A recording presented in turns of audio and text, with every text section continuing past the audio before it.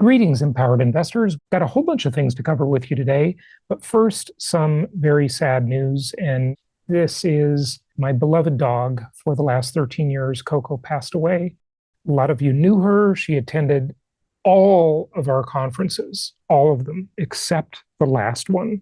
Empowered Investor Live was the first conference that Coco missed in 13 years in her lifetime. She 2 months ago got a vaccine she shouldn't have had. It was against my wishes. The vet insisted. Coco was staying with my mother, and my mom just fell in love with her.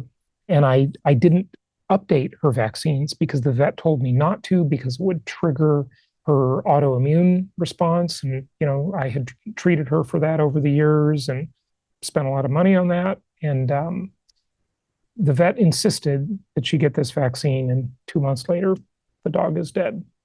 That's not the whole story, but the whole story is, well, my mom was at the Empowered Investor Conference.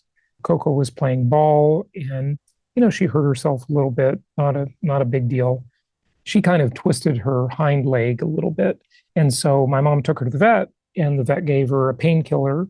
And between the vaccine that really messed up her blood work, as it had before over the years, and it's why I didn't update her vaccines, because the prior vet told me not to, and I agreed with him. Between that and this painkiller, I think it's called carprofen, which I did research that a little bit. Coco just went downhill very quickly in about 2 days, and she spent the day at the vet, and then it got worse and worse, and my mom rushed her to the emergency vet, and they performed CPR 4 times. And they revived her three of those times, but the last time just didn't work. She wouldn't come back. So we lost Coco. What a sweet dog. That dog went to 24 countries with me. I traveled everywhere with her, and some of those countries many, many times over. She was at all of our real estate conferences. Many of you listening have met Coco, and I've got all sorts of great pictures with you playing with her. And anyway, so this was just over a week ago, and we had a funeral for her last week, right before Good Friday, and a burial. And there it is. If you're watching on video, you're seeing all these pictures. Yeah, that was her life. These are some of the last pictures of her alive at my mom's house. What a beautiful, beautiful dog. She was my first puppy. I never had a puppy before, and I got her at 8 weeks old from the animal shelter in Tempe, Arizona. My other dog had passed away about a month earlier, and I always adopt my dogs from the animal shelter. Coco was my 5th dog, so I thought I would start looking about a month afterwards. After grieving for about a month, I thought, I got to start looking, because if I want to get another dog, it might take months and months to find one. And it was just, God's will or fate or whatever. Someone surrendered a litter of 5 puppies, and they had a raffle for these dogs, and they said, well, you got to come back on, I don't know, I think it was Tuesday. You got to come back at Tuesday at 11 a.m. And so I showed up there promptly. And, there was a small crowd of people. And we entered the raffle. Everybody did. And there were the 5 puppies that people were going to pick. And I got the first pick. I literally got the pick of the litter, as the saying goes. So that was Coco's life. And it was a great one. She was my first puppy and my first female dog. So never raised a puppy before her. Always had full-grown dogs when I adopted them. Anyway, I can't talk about this because I get choked up. All right, so let's talk about the market.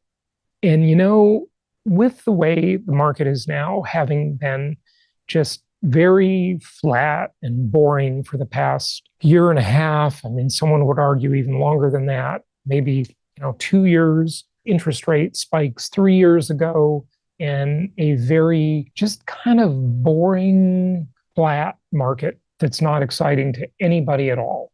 But we have got to look at the big picture. We got to back up and look at the big, big picture. And I thought this piece out of one of my newsletters that I just read the day before yesterday summed it up perfectly. It says, a perfect storm. What's breaking the housing market? Let's lay out the structural damage first. Mortgage rates are spiking. driven by ballooning federal deficits, a bond market that is increasingly hesitant to fund US debt. 30-year mortgage rates are hovering around 7.5%, pricing out millions of would-be buyers. Now remember, rates are even a little higher for non-owner occupied, slightly higher than that. Next point, construction is getting crushed. Now, I've been talking about a lot of these issues on the show. You've heard me talk about them, but this just says it differently, and it's really good points. Construction is getting crushed. Tariffs on steel, aluminum, and other building materials are pushing development costs up 20 to 30%. At the same time, insurance premiums are skyrocketing, particularly in states that are climate exposed. And, if you think about it, remember during the California wildfires or the LA, well, they weren't wildfires, but the LA fires, we'll call them that, and how they canceled all of those policies. They just made it too hard for the insurance companies to do business. So they just thought, we'll take our business elsewhere. And that is going to be a very, very big rebuilding problem. Florida, another climate exposed area, obviously, is a much more mixed thing, because if you're buying newer properties or owning newer properties in Florida, they just don't have that exposure. I mean, I talked about my insurance rates on my Florida properties, and they went up from a percentage standpoint, a decent amount, but from a dollar standpoint, not much at all, just about $600 more per year. No big deal, no big deal at all. But remember, the thing we have in the housing market that acts much differently than other markets, whether it be stocks, precious metals, crypto, anything else, right, is we have very inelastic supply. And so it is very hard to create new housing. And we obviously have a very big shortage. But I digress. Let's get back to the excerpt from the newsletter. The next point, labor shortages are real. With 2/3 of baby boomers already retired, construction labor is scarce and expensive. Immigration crackdowns further tighten the pipeline. So labor for construction, very, very big problem. Next point, boomers aren't moving. And that's the baby boomers, of course. Aging in place is reducing housing turnover, leaving younger generations with fewer listings, higher prices, and more competition. All of these facts point to one conclusion, and this is in bold. Rental housing is about to get much more expensive and much more valuable for owners positioned correctly. Right there is exactly the point I have been making for a very long time. All of these factors are just going to push up the prices. And remember, if it's so hard to buy a house, people are going to rent. If it gets a little easier to buy a house, then they're going to push the prices up with more demand. Either way, you win if you are listening to this show and you are following my advice.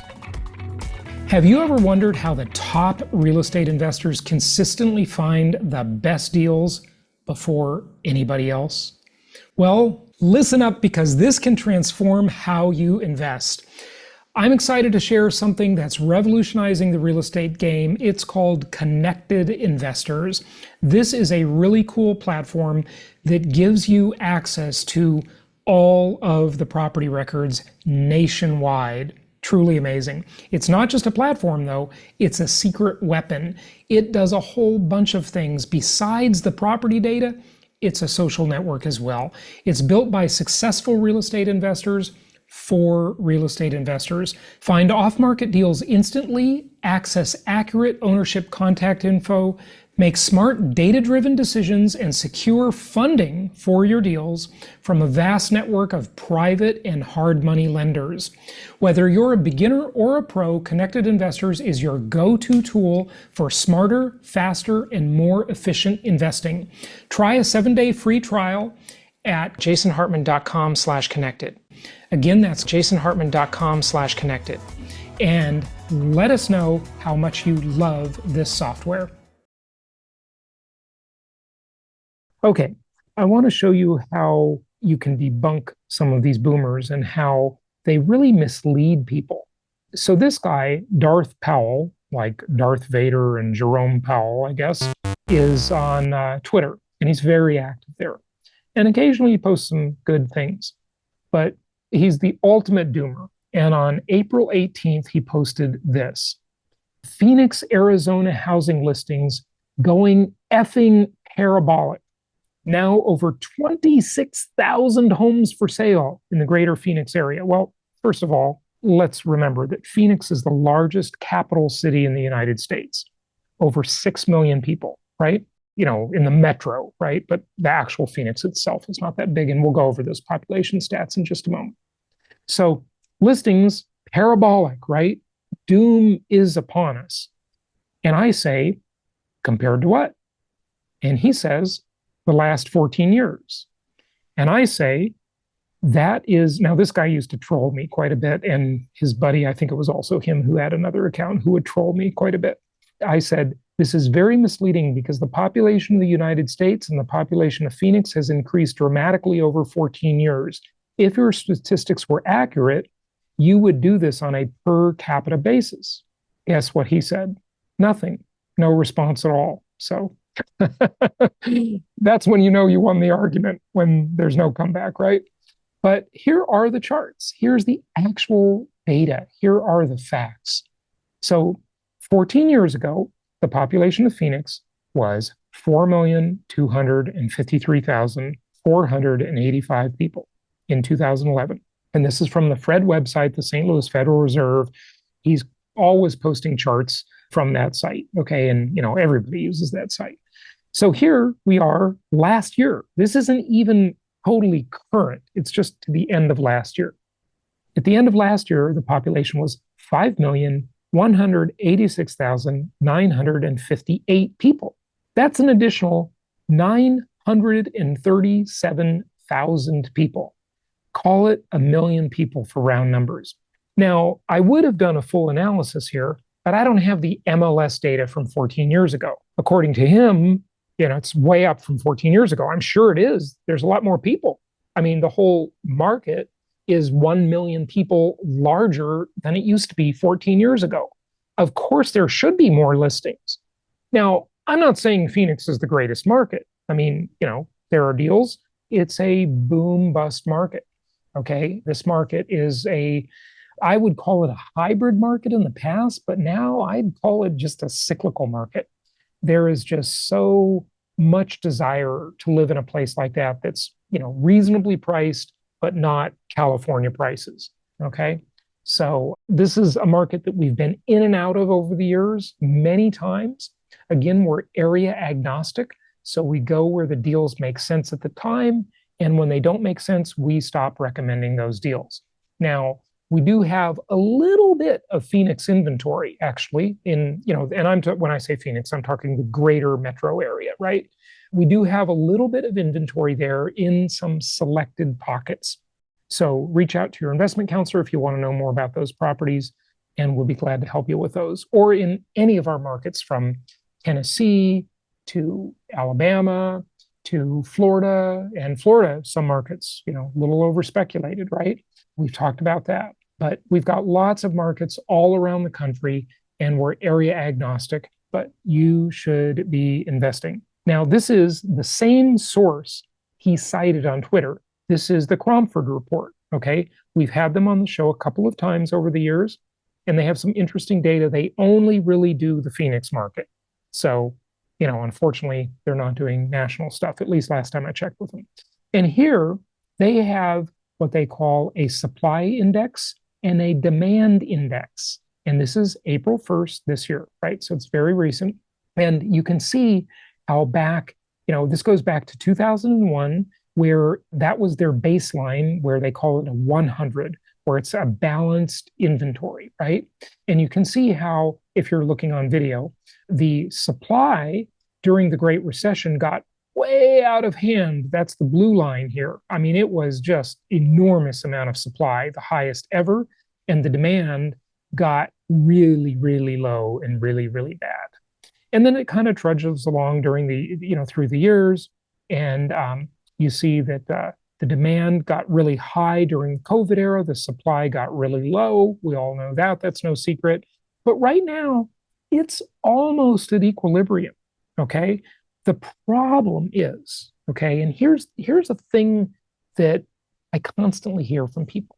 They say, well, why not just invest in a market where there's more upside, where when it's booming, it really goes through the roof? Why not buy in, some California market or New York or Phoenix for that matter, right? Because those are cyclical markets.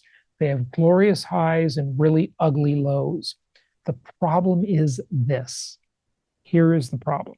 You can't get the cash flow to work. You can't get it even close in the expensive markets in California or New York or South Florida or wherever, right? Because that's what makes the investment sustainable. You'd have to feed that property for so many years through the bad times. And then, yeah, there might be a boom time in, say, a given 10-year period. Of course, you're going to have it, right? Where the market is out of balance and you're going to see the prices go up a lot. But the hard part is to feed it cash all that time that's not happening and you're not making a fortune, right? Because you can't refi to get the cash out to make the mortgage payments at those down times. So sustainable investing is something I've been teaching for 21 years. And it's really important that you do that. So, for example, we've got Phoenix, right, which is arguably a cyclical market. And we've got some pockets of deals, right, where you can actually make it make sense, right? But there's very few properties like that in a market like this. There's none in California, okay? There's none in New York City, for example, right?